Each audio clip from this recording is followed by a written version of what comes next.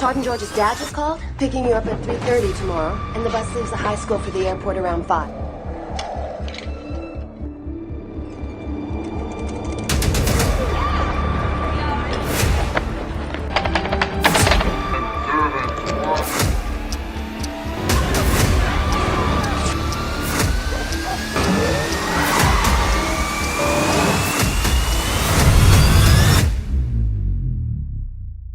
Does Browning has a bad dream? I saw it.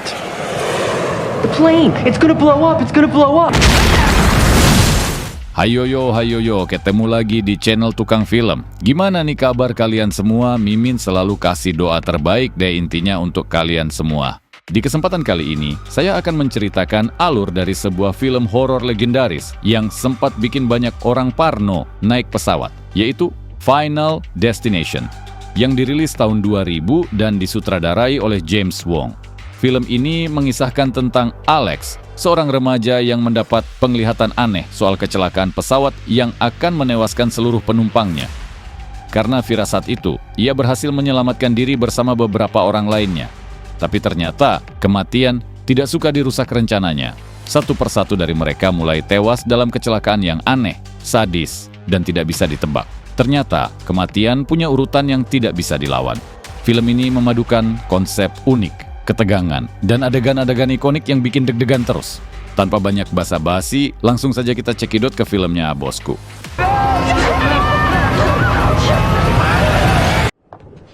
Todd and George's dad just called. He's picking you up at 3:30 tomorrow, and the bus leaves the high school for the airport around 5. Cerita dimulai dengan seorang remaja bernama Alex yang lagi sibuk beresin koper buat pergi ke Paris. Yup, dia bakal ikut studi tour sekolah besok malam sekitar jam 9. Tapi karena Alex ini tipe anak yang disiplin banget dan gak suka kerja mepet-mepet, dia mutusin buat siapin semuanya dari malam ini.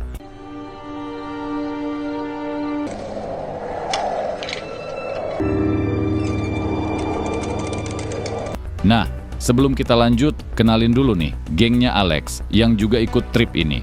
Ada Carter dan Toddy. Si Toddy ini sahabat deketnya Alex. Terus ada George, yang ternyata kakaknya Toddy, lalu Terry, pacarnya Carter, dan Claire yang doyan banget baca buku. Terakhir, ada Bu Guru, wali kelas mereka yang juga bakal jadi pendamping selama tur nanti.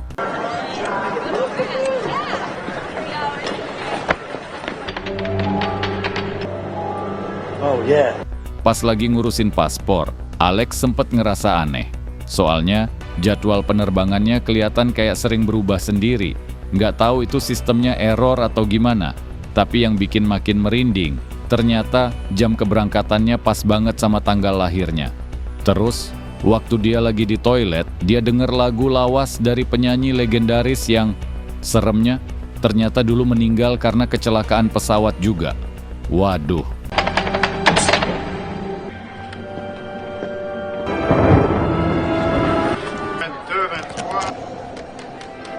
Akhirnya mereka naik ke pesawat, cari kursi masing-masing. Tapi pas baru mau duduk, dua sahabatnya minta tukeran kursi biar bisa duduk deket gebetan. Ya udah, Alex ngalah dan pindah duduk sebelahan sama Toddy. Karena semua keanehan yang tadi, Alex jadi makin parno.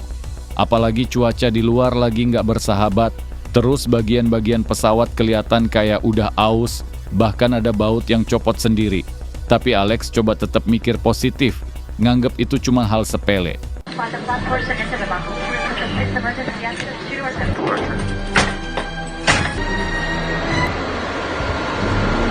Waktu pesawat mulai terbang, Alex yang udah berusaha tenang malah makin tegang karena pesawat kena turbulensi dan lampu tiba-tiba mati. Pramugari sih bilang ini hal biasa, tapi turbulensinya makin gila.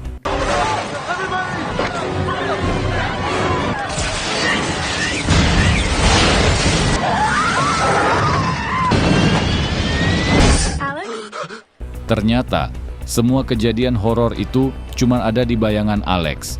Sekarang dia balik lagi ke momen awal, masih duduk di kursinya dan kedua temannya baru mau minta tukeran kursi. Alex yang shock langsung ngecek baut meja di depannya. Dan bener aja, rusak.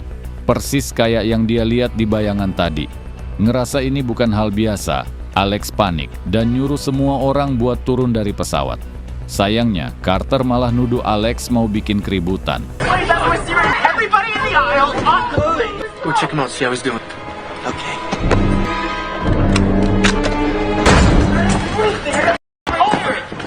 Dan akhirnya, gara-gara ribut tadi, Alex dan 6 orang lainnya, termasuk seseorang bernama Samsul, dipaksa turun dari pesawat demi keselamatan penumpang lainnya.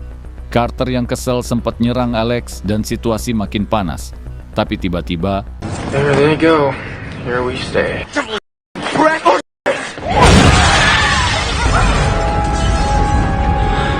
boom!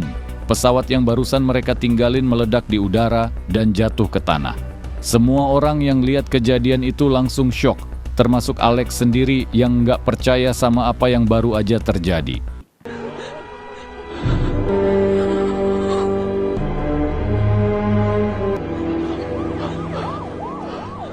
Beberapa saat kemudian, agen FBI muncul buat nyelidikin kecelakaan ini.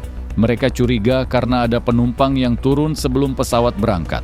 Dan karena itu, Alex dan teman-teman lainnya bakal diinterogasi buat cari tahu apa yang sebenarnya terjadi. I'm sure this will prove invaluable to our rescue attempts and any potential criminal investigation. Setelah kejadian ledakan pesawat, para saksi mulai ngomong dan sayangnya, Alex yang paling kena sorotan. Gimana enggak? Sebelum pesawat meledak, dia udah sempat panik minta orang-orang turun sambil bilang pesawatnya bakal hancur. Padahal kita tahu, waktu itu Alex cuma ngelihat bayangan atau semacam firasat. Tapi gara-gara itu, FBI jadi curiga dan mulai ngawasin gerak-gerik Alex buat cari tahu apa penyebab pasti dari kecelakaan itu. Alright.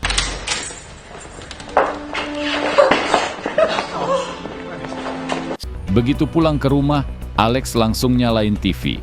Dia pengen tahu kabar terbaru soal tragedi tadi. Di berita, reporter bilang belum ada tanda-tanda korban selamat. Dan itu bikin Alex makin down. Dia ngerasa semua ini salah dia. Kayak dia yang jadi penyebab semua kekacauan ini. Eyewitnesses at the airport as well as on Long Island.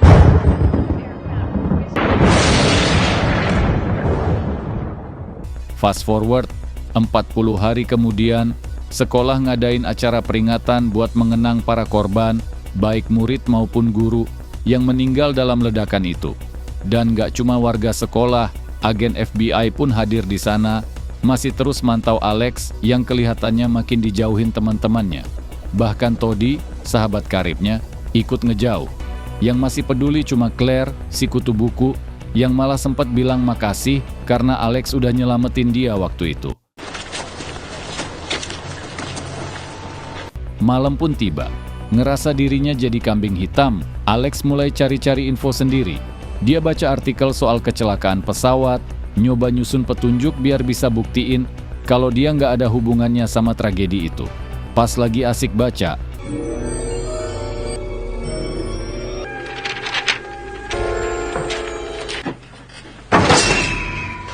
tiba-tiba seekor burung hantu nabrak kaca rumahnya. Kaget dan kesel, Alex ngambil koran dan ngelempar ke arah burung itu, tapi malah nyangkut ke kipas angin. Nah, potongan koran yang ke bawah kipas itu ternyata nunjukin tulisan yang bikin Alex kaget. Toddy, entah kenapa, dia langsung ngerasa nggak enak dan buru-buru pergi buat nemuin Toddy. Kita pindah dulu ke Toddy yang lagi kebelet ke kamar mandi. Tapi bukannya lancar, toiletnya malah bocor, dan sempat muncul bayangan misterius yang langsung hilang gitu aja. Tapi Toddy cuek, dia malah niat balik tidur habis beresin jemuran yang masih nongkrong di kamar mandi.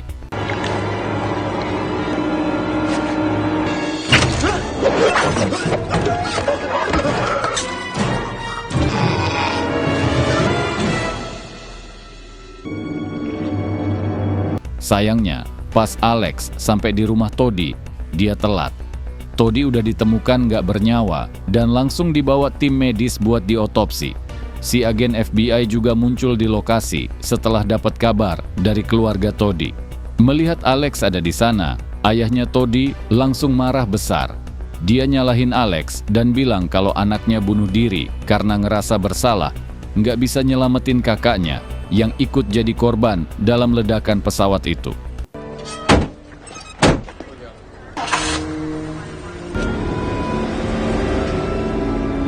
Besoknya, Alex datengin Claire ke rumah. Dia curhat, bilang belum bisa tenang karena belum sempat ngucap selamat tinggal sama Toddy. Claire, yang juga penasaran soal kematian Toddy, akhirnya setuju nemenin Alex buat lihat jasad temannya itu.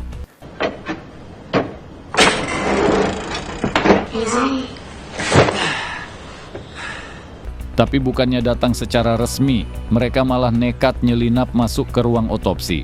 Saat Alex lagi curhat dan ngomongin rasa bersalahnya di depan mayat Toddy, Please. Why does hand do that? The vascular flush create cadaveric. tiba-tiba mereka dikagetin sama petugas otopsi yang baru selesai meriksa jenazah Toddy. Hasil otopsi buat Toddy akhirnya keluar, dan ternyata dia nggak meninggal karena bunuh diri, melainkan murni karena kecelakaan. Itu dibuktikan dengan adanya luka kecil di kutikula jarinya, luka yang biasanya muncul karena gesekan atau usaha keras buat menarik sesuatu. Dalam hal ini, Toddy kelihatannya berusaha narik kawat yang melilitnya, tapi gagal. Jadi bisa disimpulin, Toddy nggak punya niat untuk bunuh diri, melainkan memang kecelakaan yang nggak tahu kenapa bisa terjadi. Keesokan harinya, Alex kembali ketemu Claire buat ngobrolin soal kecelakaan Toddy yang dirasa agak aneh. Alex tunjukin kepingan koran yang dia dapetin sebelum kematian Toddy dan mulai mikir, mungkin, cuma mungkin ya, kepingan koran itu adalah semacam tanda kalau orang tersebut bakal mati.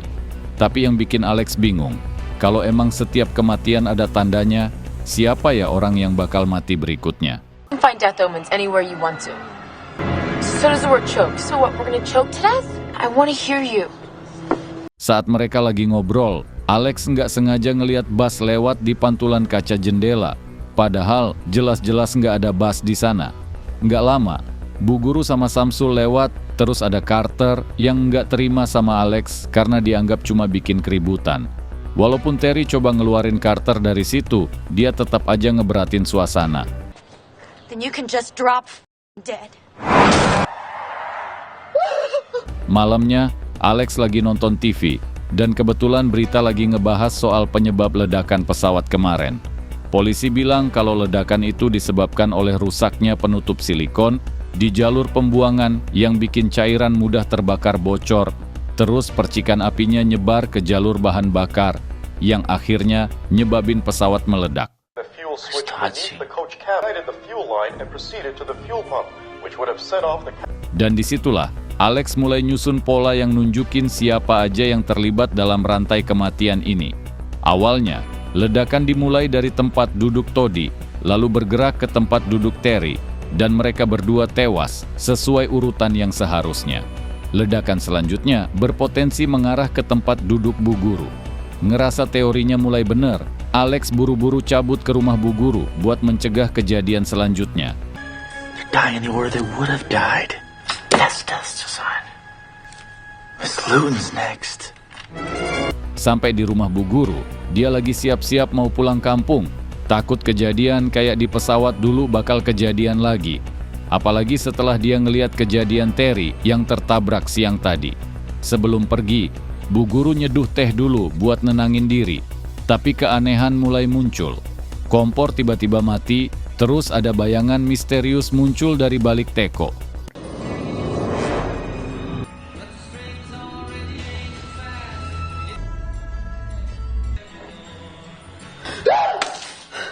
Karena kompor mati, Bu Guru akhirnya putusin buat minum amer, tapi tanpa sengaja gelasnya pecah dan airnya tumpah. Tumpahan itu kena komputer, dan gak lama kemudian,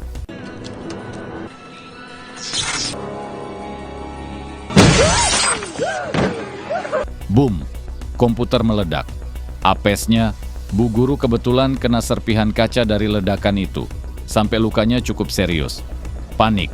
Dia buru-buru ke dapur cari P3K, tanpa sadar kalau ledakan tadi udah bikin api mulai nyebar ke seluruh lantai.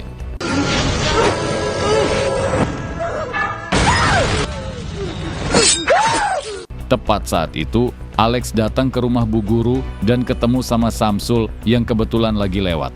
Begitu masuk ke dalam, Alex kaget banget ngeliat keadaan rumah yang udah berantakan dan Bu Guru yang sekarat kena serangan api dari kompor yang meledak. Waktu Alex lagi nolongin, tiba-tiba ledakan lagi terjadi. Lemari jatuh, menimpa perut Bu Guru, dan situasi makin kacau.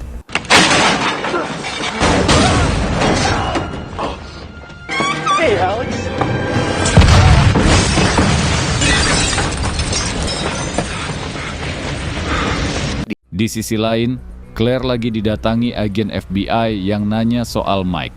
Setelah kematian Toddy, mereka nggak bisa lagi ngelacak keberadaan Mike. Agen itu juga ngasih kabar kalau Bu Guru baru saja meninggal dan nyuruh Claire buat bantu cari Alex.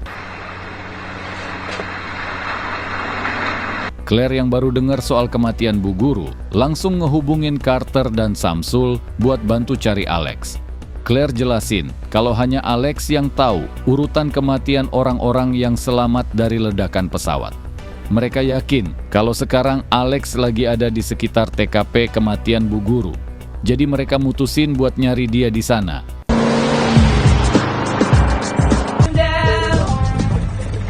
He could be anywhere. Setelah dibujuk, Alex akhirnya setuju ikut bareng mereka. Rencananya, Alex bakal disembunyiin di kabin kosong milik Claire, supaya dia punya waktu buat cari cara ngacak-ngacak urutan kematian ini. Carter yang keras kepala banget penasaran, dia pengen tahu siapa yang bakal mati selanjutnya. Dan Alex bilang kalau target berikutnya adalah dia, Carter sendiri. Really? Carter, what are you doing? Slow down, Carter! Dengar itu, Carter yang nggak terima langsung tancap gas dengan kecepatan tinggi. Karena dia percaya kalau nggak ada orang yang bisa ngendaliin hidupnya selain dirinya sendiri. Dia malah ngomong dengan santai kalau nggak usah khawatir, toh pada akhirnya semua orang pasti mati juga. Jadi, dia pengen ngebuktiin sendiri apakah prediksi Alex bener atau enggak.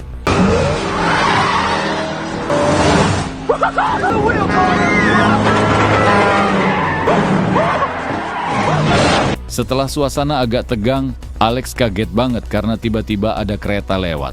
Padahal jelas-jelas nggak ada apa-apa di luar. Nggak lama setelah itu, mereka sampai di sebuah persimpangan rel kereta. Alex, yang ngerasa ini adalah pertanda buat kematian selanjutnya, langsung nyuruh semua orang keluar dari mobil dan menjauh dari rel. Tapi Carter, yang lagi ngeyel, malah dengan sengaja ngerem mobilnya di tengah-tengah rel. Tanpa pikir panjang, mereka langsung keluar dan ninggalin Carter sendirian.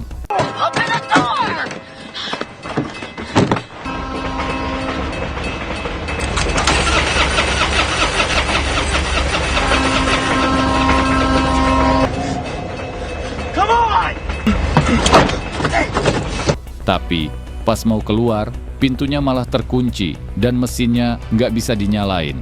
Sabuk pengaman juga mendadak nyangkut, dan Carter yang sebenarnya penakut langsung panik dan minta tolong. Alex, yang pengen putusin rantai kematian, berusaha sekuat tenaga ngeluarin Carter dari mobil.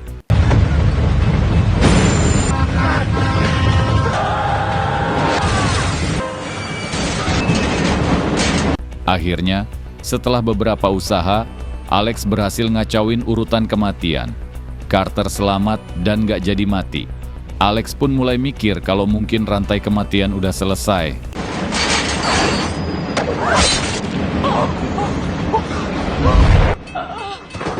Tapi, ternyata mereka salah besar. Ternyata kematian itu belum berhenti.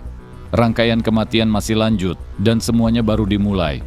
Ternyata prediksi Alex benar, karena Carter yang selamat malah nggak jadi korban, tapi Samsul yang malang malah tewas kejatuhan lempengan besi. Sesuai pola yang udah Alex temuin, setelah kematian Samsul, giliran Alex yang bakal jadi korban berikutnya. Jadi, dia langsung cari cara buat mencegahnya. Intervene, and if I intervene, I cheated design. Setibanya di kabin yang dirasa aman, Alex mulai antisipasi semuanya. Dia nutupin beberapa paku dengan tutup botol anggur yang terbuat dari gabus alami, pasang lentera gantung yang berisi air buat mencegah kebakaran, pakai sarung tangan anti api, dan duduk santai sambil nunggu apa yang bakal terjadi selanjutnya.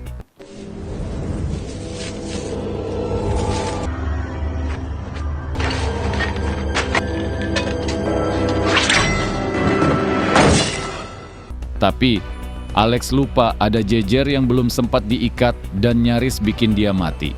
Awalnya, Alex kira kematian yang ngejar mereka ini bakal muncul dalam bentuk sosok atau entitas yang nyata. Tapi setelah diselidikin lebih lanjut, ternyata kematian itu cuma memanfaatkan situasi yang ada di sekitar mereka. Contohnya, Toddy yang mati karena kebocoran kloset, Bu Guru yang mati gara-gara gelas pecah dan nyebarin air ke komputer, dan Samsul yang kena lempengan besi pas mobil berhenti di rel kereta. But I got this cabin rigged to beat you now.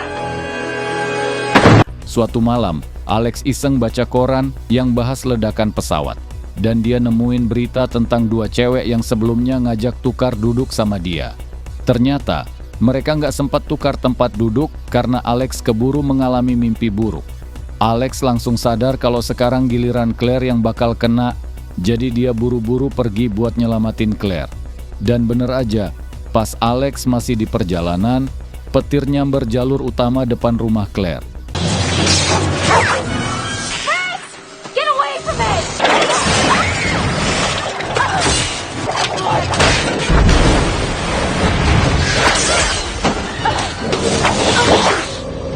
Claire yang lagi ngurus anjingnya yang terjebak, panik, dan malah masuk ke rumah lagi. Begitu dia masuk, listrik di rumah langsung nyamber, ngebuat semua alat elektronik meledak. Claire yang udah nggak bisa keluar, harus turun ke lantai bawah dan nyoba kabur pakai mobil.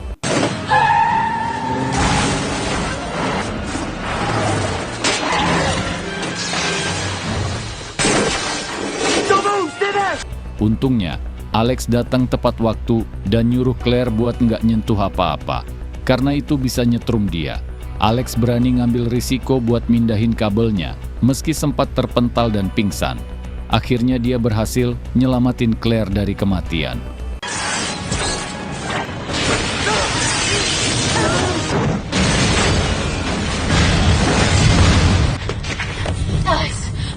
Beberapa bulan kemudian, mereka lagi ngumpul bareng.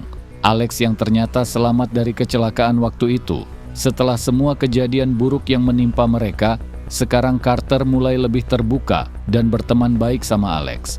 Tapi, Alex yang masih penasaran soal rancangan kematiannya, ngejelasin kalau dia udah berhasil nyegah kematian mereka semua. Tapi, saat ini, nggak ada yang nyegah kematian Alex. Alex pun nyimpulin kalau mungkin sekarang giliran dia. Nggak mau ngebahayain teman-temannya, dia mutusin buat pergi.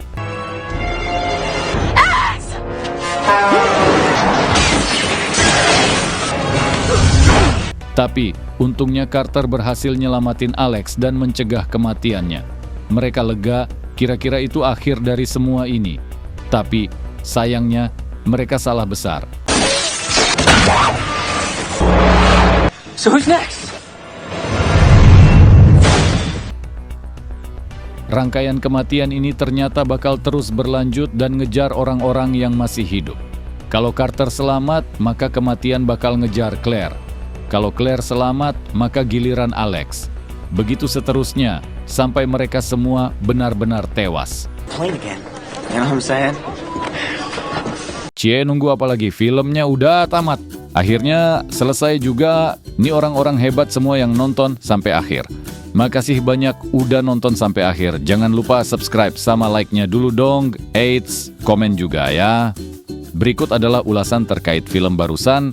Final Destination 2000 adalah film yang bisa dibilang menjadi tonggak dalam subgenre horor supernatural dengan pendekatan konseptual yang unik. Disutradarai oleh James Wong dan ditulis bersama oleh Wong dan Glenn Morgan, film ini menawarkan premis yang relatif sederhana namun sangat memikat. Bagaimana jika kematian adalah kekuatan tak terlihat yang menuntut keseimbangan dan tidak ada yang bisa benar-benar kabur darinya? Dengan menggabungkan thriller psikologis, supernatural horror, dan elemen slasher, film ini mengukuhkan dirinya sebagai waralaba yang ikonik di awal 2000-an. Dari segi sinematografi, Final Destination tampil dengan pendekatan yang sangat metodis dan penuh perhitungan. Kamera yang digunakan seringkali mengikuti gerak karakter dari sudut pandang yang hampir menyerupai kehadiran entitas tak kasat mata. Seolah-olah kita, sebagai penonton, berada dalam posisi si kematian itu sendiri yang sedang mengintai. Teknik ini diperkuat dengan gerakan kamera dolly yang pelan dan menyusup secara diam-diam ke dalam ruang-ruang sempit dan privat. Sinematografer Robert McLachlan memanfaatkan pencahayaan minimalis untuk menciptakan nuansa dingin dan steril yang secara tak sadar memisahkan penonton dari rasa aman. Cahaya natural juga seringkali dikombinasikan dengan shadow blocking untuk menegaskan rasa bahwa sesuatu yang buruk akan datang dari luar bingkai gambar. Adegan kecelakaan pesawat di awal film menjadi salah satu highlight dari penggunaan teknik visual dan suara yang impresif untuk ukuran film horor remaja pada masanya. Momen itu disusun dengan tekanan bertahap, pacing yang ketat, dan layering audio yang menyisipkan suara mesin pesawat, denyut jantung, teriakan, dan kemudian hening sejenak sebelum ledakan besar terjadi. Kombinasi sinematik ini menciptakan pengalaman yang bukan hanya mendebarkan, tapi juga psikologis. Anda tahu sesuatu akan terjadi, tapi tidak tahu kapan dan dari arah mana. Dan ketika itu terjadi, efek kejutan yang dihasilkan bukan sekadar gimmick, melainkan bagian integral dari rasa takut yang dibangun secara perlahan. Yang menjadikan Final Destination berbeda dari film horor lain adalah bagaimana ia membalik logika sebab akibat. Film ini menjadikan kematian sebagai antagonis yang tidak terlihat, tanpa wajah, tanpa suara, dan tanpa aturan yang bisa dipahami dengan mudah. Ini membuat penonton terjebak dalam ketidakpastian konstan. Dan pada level sinematik, ini adalah permainan yang sangat efektif dalam memanipulasi ketegangan. Kematian tidak datang dalam bentuk hantu atau pembunuh berantai. Ia datang melalui kipas angin, tali jemuran, air menggenang, listrik korslet. Hal-hal biasa yang jadi menakutkan karena framing dan build-up-nya. Namun begitu, film ini tidak lepas dari kekurangannya. Beberapa karakter terasa terlalu tipikal dan tidak memiliki kedalaman emosi yang kuat. Alex, karakter utama yang diperankan oleh Devon Sawa, memang menyajikan performa cukup solid, tapi seringkali dialognya terdengar kaku, seperti membaca skenario yang tidak mengalami penyuntingan lanjutan. Karakter-karakter pendukung seperti Carter, Clear, dan Billy lebih terasa seperti representasi stereotip dari genre ini. Si rebel, si love interest, dan si comic relief, tanpa eksplorasi lebih dalam. Meskipun begitu, keterbatasan ini sebagian tertutup oleh kekuatan visual dan orisinalitas ide cerita yang dieksekusi dengan cukup tajam. Selain itu, beberapa penonton dan kritikus berpendapat bahwa logika internal film terkadang terasa inkonsisten. Ketika aturan kematian mulai dijelaskan oleh tokoh-tokohnya, penonton cenderung terjebak dalam pertanyaan tentang logika dunia film itu sendiri. Apakah kematian bisa dibohongi? Apakah urutan bisa diganggu? Dan jika bisa, mengapa mekanismenya terasa arbitrer dari satu korban ke korban lain? Tapi sebenarnya, justru inilah kekuatan film ini. Ia tidak memberikan jawaban mutlak dan memilih untuk membiarkan penonton tenggelam dalam paranoia yang sama dengan tokohnya. Secara struktural, film ini dibangun dengan irama yang konsisten. Setiap adegan kematian memiliki tempo naratif yang khas. Introduksi alat-alat di sekitar korban, penyimpangan kecil yang tampaknya tak berarti, lalu rangkaian reaksi berantai yang mengarah pada kematian brutal. Disinilah keahlian penyutradaraan James Wong patut diapresiasi. Ia mampu membuat penonton menahan napas, mengantisipasi setiap langkah, dan bahkan memaksa mereka melihat benda sehari-hari dengan cara yang sepenuhnya baru. Cermin kamar mandi, microwave, atau bahkan tetesan air pun terasa seperti ancaman nyata. Musik dan desain suara juga berperan penting dalam membangun atmosfer. Soundtrack garapan Shirley Walker tidak menonjol dengan melodi khas, tetapi ia menciptakan skor ambient yang halus dan menghantui. Efek suara digunakan dengan sangat presisi, tidak berlebihan, tapi cukup untuk membuat telinga penonton tetap waspada sepanjang durasi film. Secara keseluruhan, Final Destination bukan hanya sebuah film horor yang mengandalkan jump scare atau kekerasan semata. Ia adalah refleksi kreatif tentang takdir, kematian, dan upaya sia-sia manusia untuk mengendalikan nasibnya. Sebagai karya pembuka dari sebuah franchise yang akan terus berkembang selama 2 dekade ke depan, film ini meletakkan fondasi yang kuat, terutama dalam hal atmosfer dan konsep, meskipun masih memiliki ruang untuk penyempurnaan dari segi karakterisasi dan logika internal. Tapi satu hal yang pasti, setelah menonton film ini, kita tidak akan pernah memandang kipas angin atau bos sekolah dengan cara yang sama lagi. Itu dia ulasan terkait filmnya. Gimana nih? Mantap kagak? Sekali lagi, terima kasih sudah menonton sampai akhir. Sampai jumpa di film-film berikutnya. Ready?